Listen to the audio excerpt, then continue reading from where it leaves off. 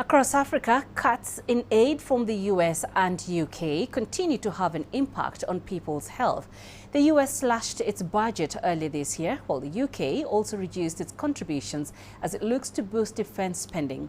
In Nigeria, the cuts have hit support programs hard, particularly those focusing on women's welfare. CGTN's Kelechi Mekalam reports from Abuja.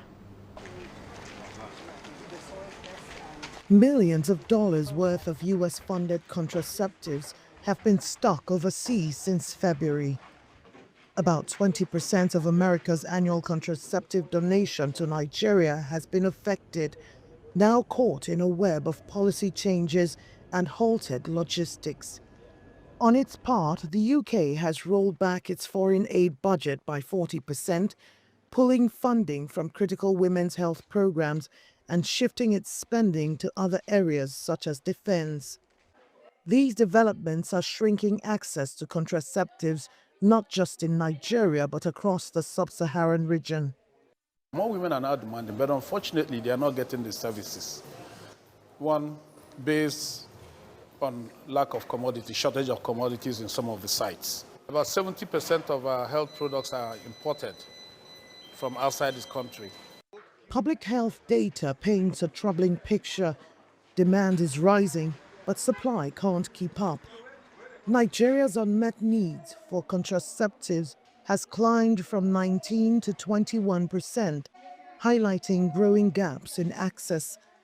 On the ground, women face inconsistent availability, soaring prices, and fewer options, all of which drive up the risk of unintended pregnancies and pressure on already strained health system.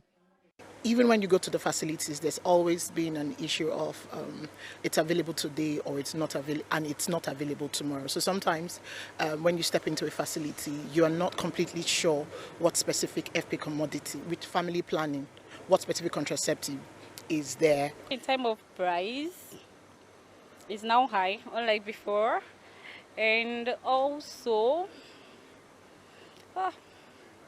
there are varieties of contraceptives that don't even work. Health agencies are partnering with government bodies to strengthen supply chains, improve distribution, and avoid future stockouts. But some experts argue the long-term solution lies in reducing foreign reliance altogether. They're advocating for domestic manufacturing of contraceptives to cut costs and ensure steady access. Some of these commodities we are talking about are manufactured and procured overseas, and they are quite expensive to bring into the country. So can we produce locally? If we produce locally, possibly it will be cheaper for women to have access to.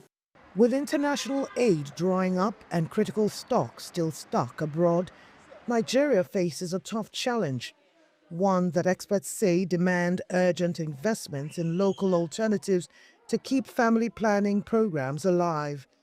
Failure to act may lead to a rise in unplanned pregnancies, unsafe abortions, and further jeopardize women's health across the country. Kelechi Mekalam, CGTN Abuja, Nigeria.